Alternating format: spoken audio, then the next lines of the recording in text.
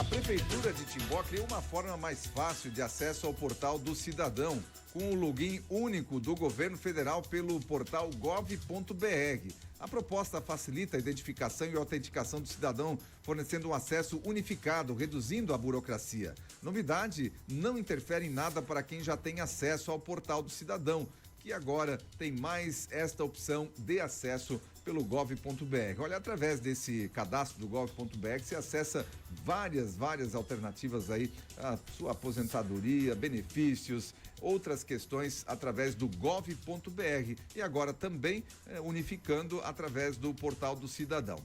Quem tiver dúvidas de como fazer esse acesso, passa ali no Simplifica Timbó para que também possa tirar essas dúvidas. Muito bem, na manhã desta quinta, dia 3, foi realizada uma reunião na sede da Câmara de Dirigentes Lojistas ali em Dayal para fortalecer as ações de turismo e eventos na cidade. Participaram dessa reunião o coordenador de turismo na prefeitura, o Rogério Wilson Tais, a presidente da CDL, Ana Carolina Pacheco, o presidente da Turinde, o Cláudio Zimmermann, e associados da Turinde, o Ivandro, Charles e o Ramon. Na pauta foram tratados assuntos relacionados à formação de parcerias entre a CDL, a Turinde e o Departamento de Turismos e Eventos, ao fortalecimento do setor gastronômico e da área de turismo da cidade, a busca de soluções conjuntas e estrutura de apoio à Turinde para fomentar o desenvolvimento turístico e análise da possibilidade de realização do Festival Gastronômico 2024 por meio da parceria entre o Departamento de Turismo, Turinde, CDL e Sebrae.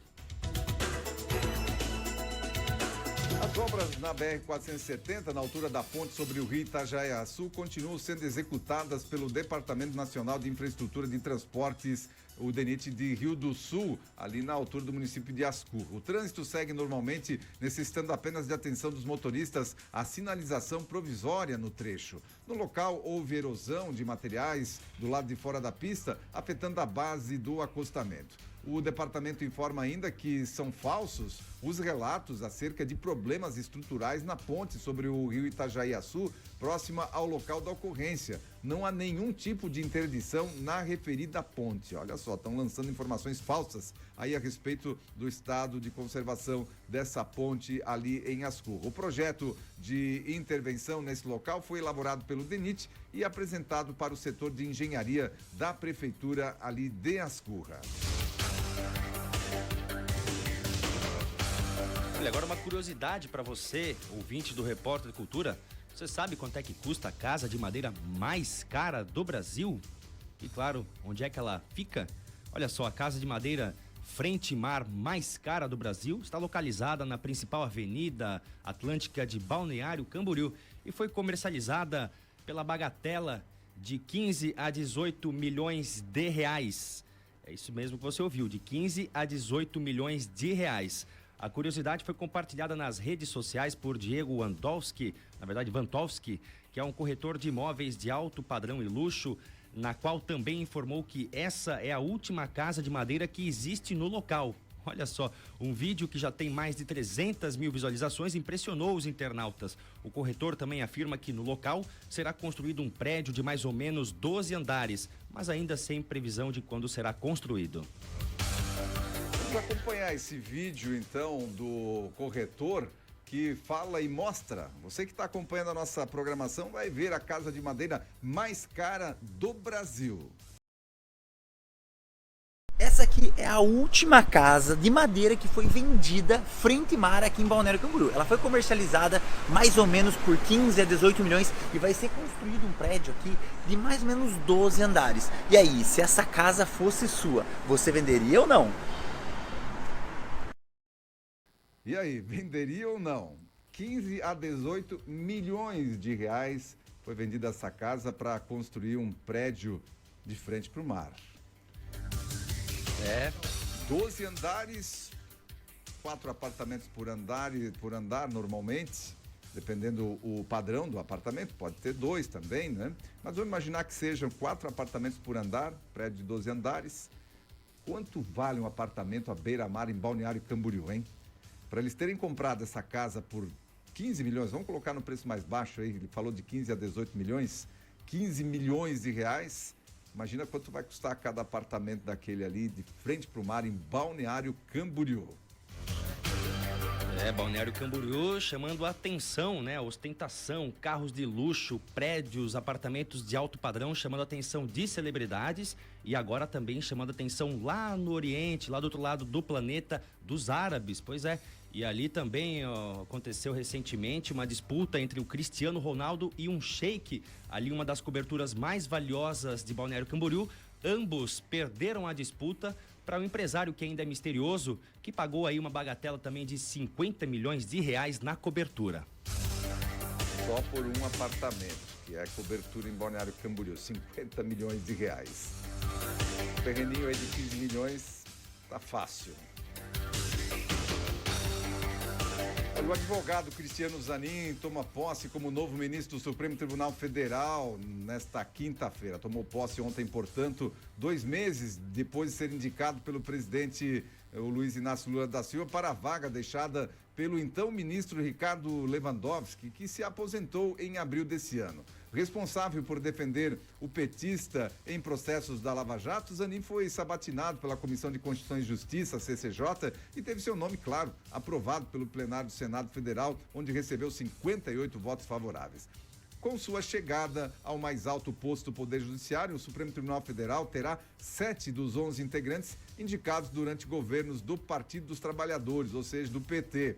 O ministro Gilmar Mendes foi escolhido por Fernando Henrique Cardoso, enquanto Alexandre de Moraes foi indicado por Michel Temer e os ministros André Mendonça e Nunes Marques foram indicados por Jair Bolsonaro. Então temos lá o Gilmar Mendes, o Alexandre de Moraes, o André Mendonça e o Nunes Marques, que não foram indicados pelo PT. Os demais 7 ministros, todos indicados pelo PT.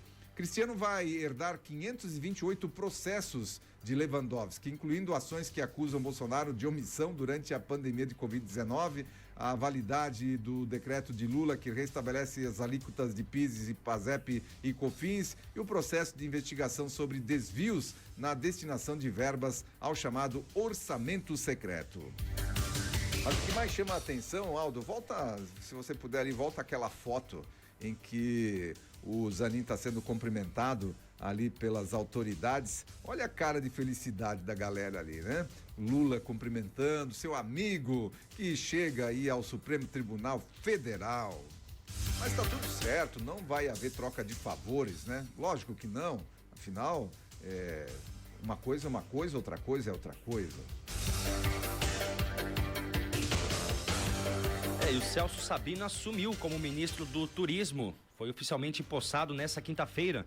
Ele assumiu a pasta na metade de julho em uma negociação do presidente Lula com o partido de Sabino, o União Brasil, que cobrou uma alteração no comando do ministério em troca do apoio da legenda ao chefe do executivo no Congresso Nacional. No discurso de posse, Sabino disse que quer impulsionar o setor de turismo para que o Brasil receba cada vez mais turistas estrangeiros.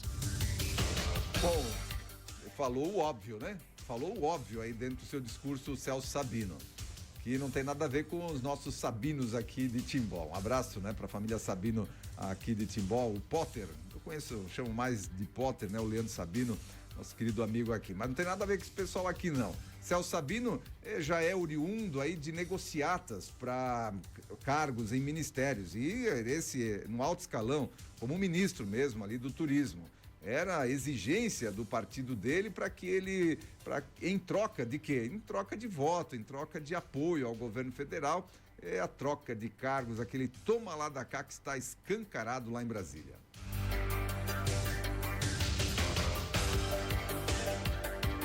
A justiça condena a empresa a indenizar família de mulher morta durante assalto em aeroporto de Blumenau. Na segunda-feira, dia 31, uma empresa de segurança e transporte de valores foi condenada a pagar indenização à mãe e ao companheiro de Edivânia Maria de Oliveira, mulher que morreu após ser atingida por uma bala perdida durante assalto a um avião no aeroporto Quero-Quero, em Blumenau. Você lembra disso, né? A gente repercutiu isso aqui no Repórter Cultura no ano passado. A sentença foi proferida pela 4ª Vara Civil de Comarca de Blumenau. A empresa e sua seguradora foram condenados a pagar 350 mil a cada um dos familiares afetados, sendo totalizados 700 mil em indenizações. Entre os argumentos da defesa da empresa, A seguradora está que a empresa não teve culpa do assalto ter acontecido, assim como a bala que atingiu a vítima não foi disparada por uma das armas de seus funcionários. Porém, a juíza proferiu o seguinte: ademais, é inegável que houve falha na prestação de serviços da empresa Ré, visto que o transporte e a segurança dos valores constituem objetos principais da sua atividade e qualquer ação que possa comprometer tais objetivos estão dentro do âmbito do risco assumido pela empresa. E é dizer, o assalto não pode ser enquadrado como excludente de responsabilidade por caso fortuito, uma vez que está dentro dos riscos da própria atividade desempenhada pela Ré. Dessa forma, a justiça condenou, então, em primeira instância, o pagamento de R$700 mil em indenizações à família dessa mulher que foi morta por uma bala perdida. Ela estava no refeitório de uma empresa que fica ali próximo do aeroporto Quero-Quero, e nesse assalto ela foi morta, então, por uma bala perdida ali em Blumenau. E a empresa de segurança de transporte de valores condenada ao pagamento dessa indenização.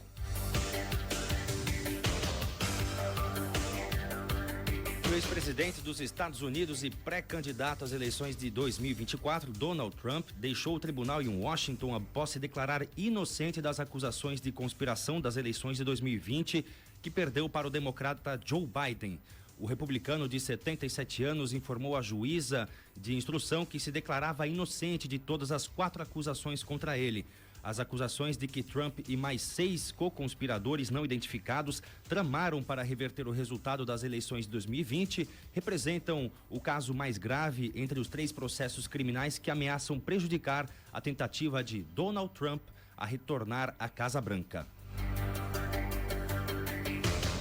Pois é, Donald Trump, né? O que acontece lá, acontece cá. Qualquer semelhança não é mera coincidência do que aconteceu e acontece lá nos Estados Unidos com o que está acontecendo aqui no país. Tanto que pessoas que moram lá nos Estados Unidos falam que estavam vivendo no futuro há 2 anos atrás, porque o que acontecia lá era o prenúncio do que viria a acontecer posteriormente aqui no Brasil também. E olha, invasão do Capitólio, com 8 de janeiro aqui, mais ou menos a mesma história, as mesmas narrativas sendo criadas, Jair Bolsonaro versus Donald Trump, a mesma situação. Aqui já tornaram Jair Bolsonaro inelegível, ainda continuam deixando ele em evidência na mídia nacional. Toda semana Jair Bolsonaro está mais em evidência do que o próprio governo. Por quê? Porque estão sempre fuçando alguma coisa para ter algo maior em evidência do que as trapalhadas do governo atual.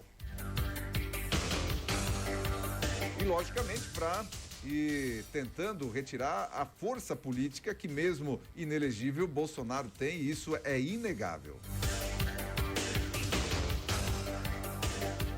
7 horas mais 12